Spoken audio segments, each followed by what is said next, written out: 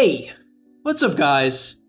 It's your boy Speed here, and a few days ago, I had one of the most ridiculous Dota games of my life. My position 4 disconnected, and I'm playing Sand King. Sand King is one of the worst laners in Dota. This hero naturally just feeds, and I had to play the lane 2v1 because my mid Batrider was unpausing. Then my mid Batrider preceded me to ping me for dying multiple times throughout the game, and we still ended up winning.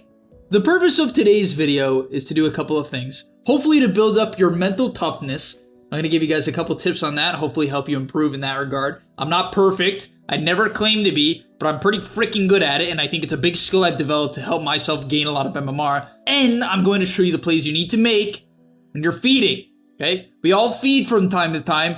How do you feed less bad? But before we do, smash the like button and subscribe to the channel if you guys haven't already. It would mean the world. Also, I just want to say I am making a full drafting course for the carry role on the GameLeap website. Recently, I just made a video on whether or not meta matters when it comes to drafting carries. I made a video laying out the difficulty of each carry and putting it into 3 categories. And then after that, what I'll be doing is basically kind of breaking it down into full categories and saying, okay, Medusa, Naga, and TB should be picked in this type of game. And essentially, I'll be like really making these concise and clear categories so you guys can look at the draft that's going on and then be able to pick a better hero. And so yeah, if you're interested in that, go sign up to the GameLeap website. It's in the description down below, and we'll see you guys there.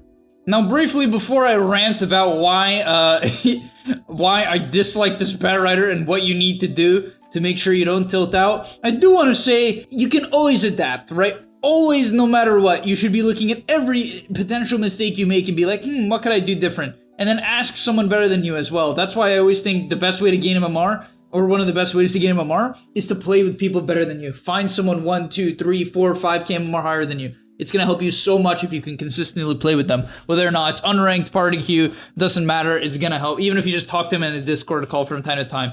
It will help you refine your ideas and give you motivation. But nonetheless, in this clip, I was stupid enough to like try to take Sandstorm against Jared Jakiro with a disconnected ET. He just reconnected. That's good. But I was stupid to do this. I should have taken my stun or taken nothing at all and hid in these trees. Like literally, I should have just hid in these trees, and I also could have manipulated the wave. But I ended up dying, okay? So my lane, as you could probably imagine, if I skip ahead 5 minutes, I'm 0-3. I have 7 last hits. This game is looking about over. You know, I was pretty close to not playing. Now, on that note, thankfully, my mid laner did quite well. He's even with the Slark, okay? To be fair, I guess it's Batrider against Slark. It's a pretty even matchup. But nonetheless, that matchup went even, and my safe laner won the lane. So, knowing this, what I needed to do at all costs was number 1, not tilt out, and number 2, split the map. When you are losing, if you group up with your team like 9 out of 10 players do, actually 99,000 out of 100,000 players do, right? Maybe that's a bit of an over-exaggeration. You're gonna feed. And so, as you'll see in this clip here, okay, I'm level 5. I think this is the most under-leveled I've been. I unironically have less net worth than my disconnected position 4 because he got some return kills. Now, my lane gets shoved by a Prophet ulti, but this is all I can do. And please, guys, copy this. For the love, copy this, okay? You're gonna note, I'm just going to sit in this lane and shove it in. I'm paying attention to Slark, see if I'm getting ganked. I'm gonna sit in the lane over and over and over again. Then, unfortunately, I saw that my Batrider was in the top lane. So what do you think I do? I run mid. Note how my team even went on the Tidehunter, right? They go on this Tidehunter. I didn't even bother. I'm like, I need to recover. I cannot chase around some Tidehunter that will end up giving me like 100 XP max because it's going to be split by 4, now 5 heroes.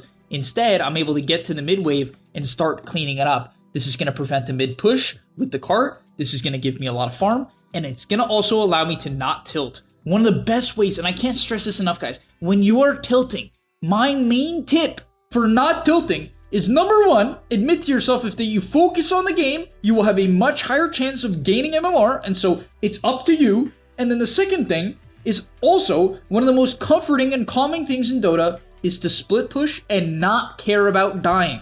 This is the key, okay?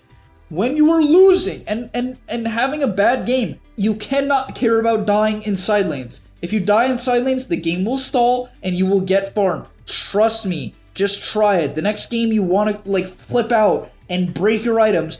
Instead, because I understand it happens, just run down the lanes. Now in this clip here, I ended up going for a Rubik kill. Okay, didn't get it. But you'll notice, right after that kill, what do? I book it to the top lane. I do not want to force team fights with like 800 net worth. I don't want to force team fights. So instead, I'm going to wait for the top wave to shove in a little bit. Unfortunately, Batrider took it again. It is what it is. I'm not the farm priority. So I go bottom. I cut the bottom wave. Once again, I prevent another tower push. And I'm going to start to amplify my farm. I'm going to drag the waves to the large camp. A lot of heroes, honestly, every hero can do this. You don't need an AoE spell to like clear it anyway. You can just auto attack it down. And I'm going to start to, once again, recover my game. Am I going to get to top network doing this? Absolutely not. But am I going to get to an eventual blink dagger? Yes. Am I going to get my bots, which is going to let me split push even more? You can see my game plan for this game. Absolutely. And this is it's a very calming way to play. And you might be like, oh, but my team's going to feed. Who cares? Odds are they're going to get a couple kills. They'll get 1 to 2 kills per fight. They might die. Okay, the fight will be like a 500 net worth swing, like in a bad way, into the enemy team's favor. Maybe like that's probably worst case in most scenarios. Sometimes your team will even just win the fight.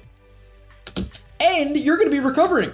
Think about how much gold this creep wave is that I have here, that I'm going to be connecting to a small camp. How much gold is this? 1, 2, 3, 4, 5, 6, 7, 8 creeps. Times that by 40. What is that, 500 gold?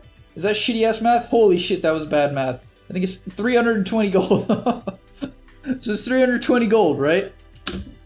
That's a lot. That's like a solo kill, right? This is more than a solo kill, especially with the small camp and the amount of XP that gives. And all of a sudden, now I get a bunch of gold up. Okay, my team, we lost the Batrider, but we killed Gyro, right? They get a 1-for-1. But I'm continuing to put pressure. I've almost gotten my team this bot tier 1.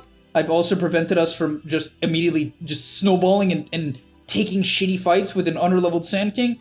And I'm able to recover my game slowly but surely. You can see I'm going to rinse, repeat this, cut the wave. And if I got ganked, who cares? The enemy team number 1 doesn't even have good gank heroes. I looked at their team comp, I'm like, yeah, they got stuns, but it's a bunch of slow heroes. The main thing that could kill me is maybe a Slark Diffusal, which actually ends up killing me in like 10 seconds here. But the big thing is I'm opening up the map for my Prophet the jungle if I eventually force a rotation. To be fair, I'm not really opening up for him right now. But yeah, I end up getting ganked. This gives vision of Slark, it gives vision of Rubik. Okay, I end up feeding a little bit of perma-int, but it even ends up setting up for a gyro kill, funny enough. Because I get ganked bottom, that's enough purchase time for my Batrider to go on top of this gyro. Imagine if I didn't bait rotations bottom. No way my Batrider could make this play. And you might be like, oh, but my cores wouldn't take advantage of it. Guys, do you even think Batrider knew I was doing what I was doing bottom or was paying attention to it? Probably not. He probably just wanted to try to kill someone. That's what people do in pubs, even in the highest of ranks a lot of the time. There's a little bit more thought process in higher ranks. There's a little bit more intuition, but he probably just ran at the guy, honestly. And then like we accidentally synergize like that. Like that's the reality. But that's the thing, when you're tilted and you split up the map and die like that, it sets up for plays. On top of that, they're not getting any towers out of that. It's not like they're going to be able to put any map pressure. And now finally, after 22 minutes of not baiting my team into really bad fights and just splitting up the map, I'm 1-9, okay? This is the first thing I want to say. Am I feeding? Absolutely. I'm not saying this is a good game, okay? I am saying you need to split push more regardless of winning or losing. I'm still feeding, okay? Once again, shout out to my safe laner. He's top net worth, okay? He's keeping us in it. But even then, if my safe laner was the same net worth as theirs, it would still only be a 3k deficit. Can you come back from a 3k deficit, guys? Yes. More often than not, when you think the game is like unwinnable, it's absolutely winnable. Most of the time, it's like you're just way over exaggerating how far behind you are, honestly. Like, the amount of times I've coached someone and they're like, yeah, I had this game, it was an absolute stomp, I didn't know what to do. Then I watched the game where like 25 minutes in, they're like, yeah, this is when we were getting stomped. And they're like 3k behind. I'm like, okay.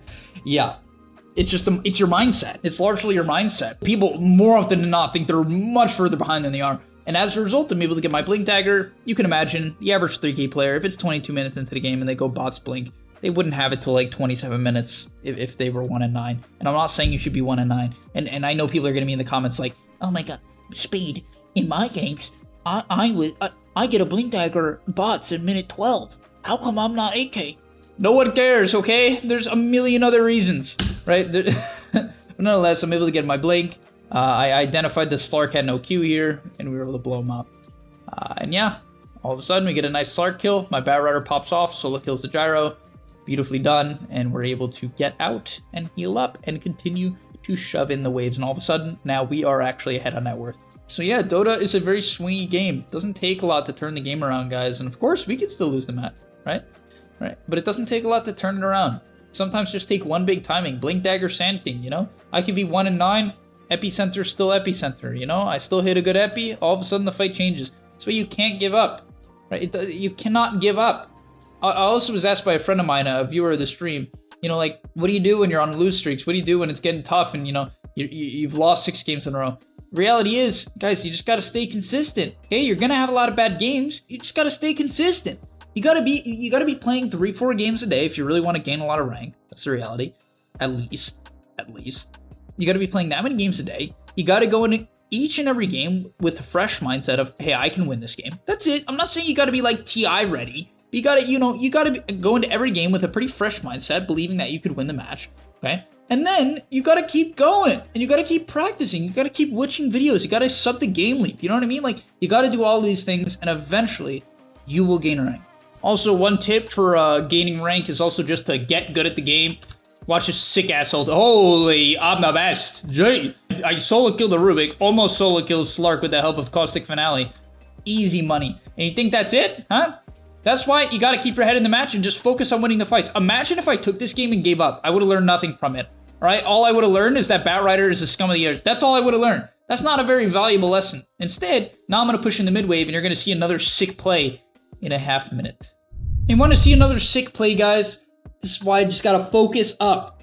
Alright, no matter how far behind you are, it doesn't matter. Make plays. Alright, if your hero is gonna needs to push in waves, you're playing Prophet, split up the map. If you're a team fighter, get your team to smoke. If you're a team fighter like Sand King and you have a lot of solo kill potential or even duo kill potential, make those plays. Find the opportunities. Look at this.